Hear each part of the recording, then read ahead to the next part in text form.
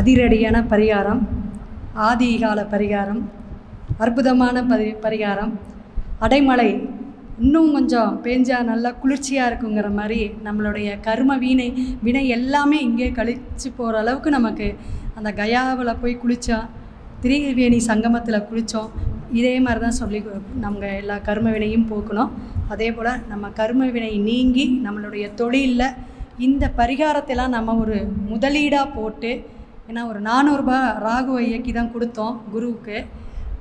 இது நம்ம 40,000வும் 4 லட்சமாகவும் சம்பாதிக்கணும் அப்படின்ட்டு இந்த ராகு நேரத்திலேயே நம்ம சொல்கிறோம். எல்லாரும் பிரம்மாண்டமாக ஜோதிடத்துறையில் நல்லா வளரணும். வழிகாட்டியாக இருந்த நமது சுபமாரிமுத்து அவர்கள் குடும்பம் மற்றும் அவரும் சுபமாக நீண்ட ஆயுள் நிறை செல்வம் பெற்று நம்மளோட எப்பயுமே பயணிக்கணும். ஜோதிடம் வாழ்க, ஜோதிட உலகம் வாழ்க. சிவாய நம. திருச்சிற்றம்பலம். அதனால தான் நான் அடிக்கடி யூடியூப்பில் கொடுக்குற ஒரே காரணம், வள்ளுவர் வாக்குன்னு யூடியூப் சேனலில் போனீங்கன்னா லக்கணத்தில் மாந்தி இருந்தால் பிரேத தோஷம். அது யாருக்காக இருந்தாலும் சரி, லக்கணத்தில் மாந்தி இருந்தால் அந்த குடும்பத்தில் யாரோ ஒருத்தர் அனாதியாக போய் மனநல பாதிக்கப்பட்டு எங்கேயோ வியாபாரத்துக்கு போய் சாவாரத்துக்கு போய் இறந்து போயிட்டாரு. அந்த ஆத்மா இவன் நம்ம குடும்பத்தை நினச்சி நான் இவ்வளோ தூரம் வளர்த்தி வாழும் பண்ணி எல்லாத்துக்கும் நான் நல்லது செஞ்சேன், என்னோட உயிர் ஆத்மா மட்டும் இங்கே அனாதியாக இறக்குதே, இதுக்கெல்லாம் என்னுடைய ரத்த சம்பந்த உறவு இல்லையேன்னு சொல்லி அந்த ஏக்கத்தில் இறந்து போய் அந்த ஆத்மா சாந்தியாகாமல் துடிச்சிட்டு இருக்கும்போது தான் அதோட சாபம் தான் உங்கள் லக்கணத்தில் மாந்தி இருக்கிற பிரேத சாபம். இதுக்கு பரிகாரமே அனாதிபாடி எடுத்து அடக்கம் பண்ணுறதான் பரிகாரம். அவரை ஒருத்தர் இறந்ததை யாரோ ஒருத்தர் அந்த ஊருக்குள்ள இருக்கிறவங்க அனாதி தானே இருந்தாலும் பரவாயில்ல, சவம் நாரக்கூடாது, ஆத்மா ஏதோ ஒன்று இருக்கட்டு, பிரச்சனை பின்னாடி பார்த்துக்கலான்னு ஆத்மாவை அடக்கம் பண்ணியிருப்பாங்க. நம்ம செய்ய வேண்டிய வேலையை அவங்க கடமை செஞ்சுட்டாங்க. அப்போ நம்ம ஜாதகத்துக்கு என்னைக்கு பரிகாரம் தேடுவோம்? யாருக்கெல்லாம் லக்கணத்தில் மாந்தி தொடர்பு இருக்குதோ அவங்களுக்கு மட்டுமே அது பிரேத சாபம். அதனால ஒரு ஜிஹெச் ஆஸ்பத்திரியில் போய் இந்த மாதிரி துர்மரணம் அடைஞ்சு 10 நாள் 5 நாள் ஆச்சுன்னா அந்த பாடியை சட்டப்படி போலீஸோட ரூல்ஸ் படி போய் அதை அனாதியை எடுத்து புதைக்க சொல்லிட்டாங்கன்னா அதுக்கு கூட போய் அதுக்கு ஈமகாரியம் கோடி எல்லாம் போட்டு ஒரு பாடி எடுத்து அடக்கம் பண்ணுங்க, அஸ்வமேத யாகம் நடத்துறதுக்கு சமம். கொஞ்சம் தர ஐயா, உங்களுக்கு புரியுதுங்களா ஐயா? அப்போ ஒரே ஒரு பாடி, அப்போ இதை செய்யலாமா செய்யக்கூடாதுன்னு சொல்லுங்களேன் ஐயா. இந்த கர்ம பரிகாரமெல்லாம் மறக்காமல் செய்ய சொல்லுங்க.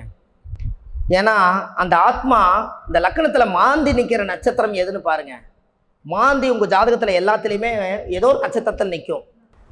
அந்த மாந்தி நிற்கிற நட்சத்திரத்தை அன்னைக்கு நீங்கள் தேதி குறிச்சின்னா அந்த வீட்டில் அன்னைக்கு யாரோ ஒருத்தர் விபரீதம் ஆயிடுவாங்க. ஏன்னா அது கர்மா. அந்த பிரேதம் பார்த்துக்கிட்டே இருந்து இன்னொன்று பிரச்சனை பண்ணி விட்டுரும்.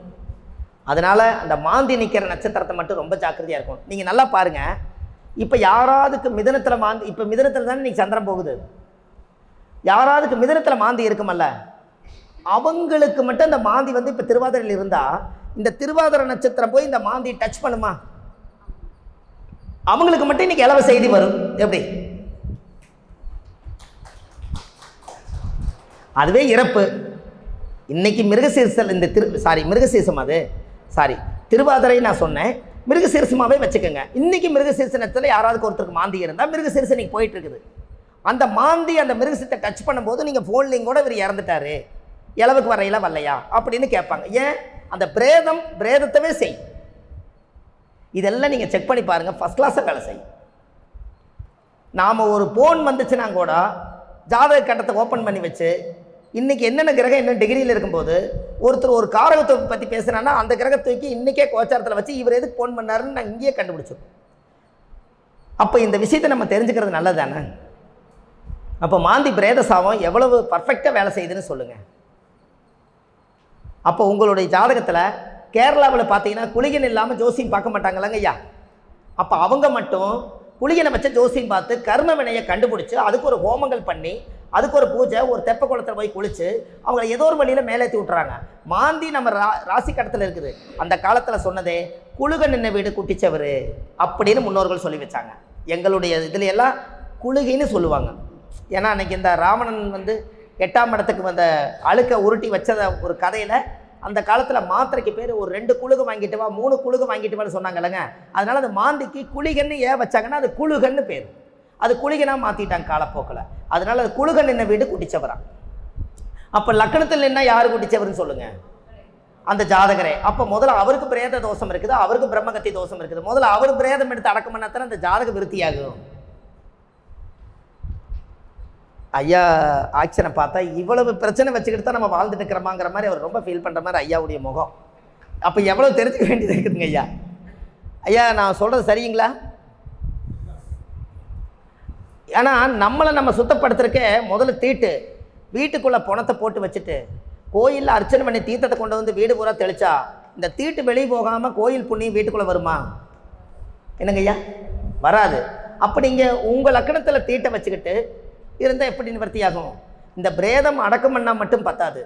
எப்போ இறப்புக்கு நீங்கள் போனீங்கனாலும் ஒரு ரோஜாப்பூ மாலை வாங்கிட்டு போய் யாரெல்லாம் உறவு முறையில் இறந்து போகிறாங்களோ அவங்களுக்கு போகும்போது ஒரு மாலை போட்டு அவங்கள தாட்டி விடுங்க. போகும்போது அவர் கடைசி அந்த மாலையை வாங்கிட்டு உங்களை வாழ்த்திட்டு போவார். அதில் பிரேத சாவு நிவர்த்தியாகும்.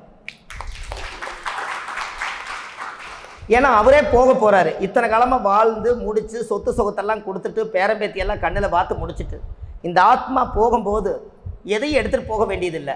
ஆனால் அந்த மாலை ஒன்று மட்டும் யார் கொண்டு வந்து என்னை மதித்து போட்டாங்களோ அவங்க நல்லா இருக்கணும்னு அந்த கடைசி ஆத்மா அந்த பாடி போக வரைக்கும் அந்த ஆத்மா கூட வரும். குழிக்குள்ளே கொண்டு போய் வைக்க வரைக்கும் அது கூட வரும். அதை எல்லாம் முடித்து ஜனங்களெல்லாம் போனதுக்கப்புறம் தான் இந்த ஆத்மா மேலே போகும். அது வரைக்கும் நீங்கள் போடுறது எல்லாத்துமே சாட்சி. அதனால மாலை போடுங்க. போடலாங்களா? இனிமேல் அது பயப்படாதீங்க. அந்த உடம்புக்குள்ளே எதுவுமே இல்லை.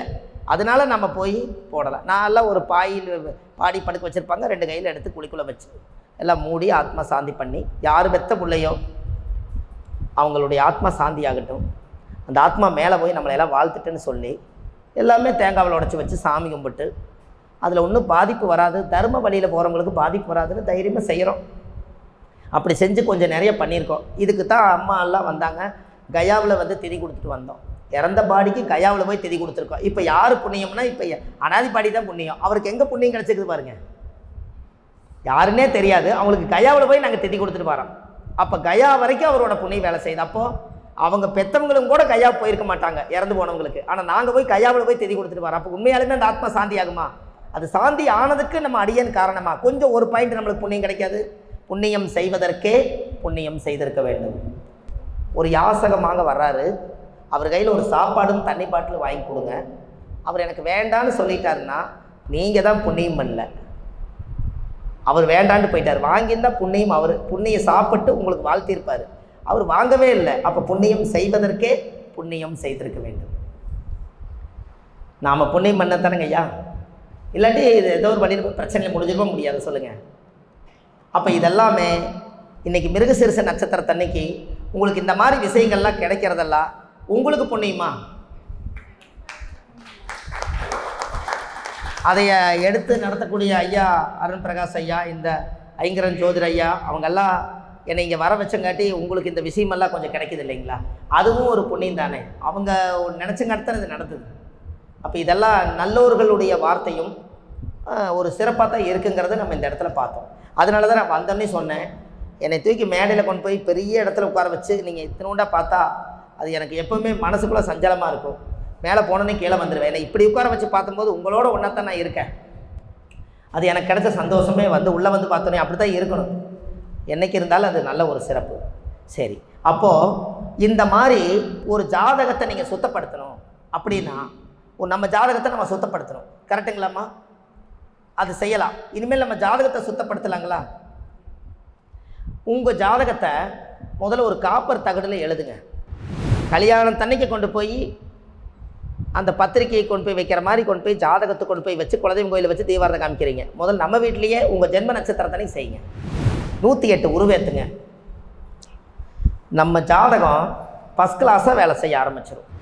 அன்னைக்கு ஒரு காப்பர் பிளேட்டில் உங்கள் சக்கரத்தை எழுதி வச்சு மற்றவங்களை பார்க்க விடுங்க. பார்க்க பார்க்க நல்ல புண்ணியமான கண்கள் பார்க்க பார்க்க அந்த ஜாதகத்துக்கு பவர் கூடும்.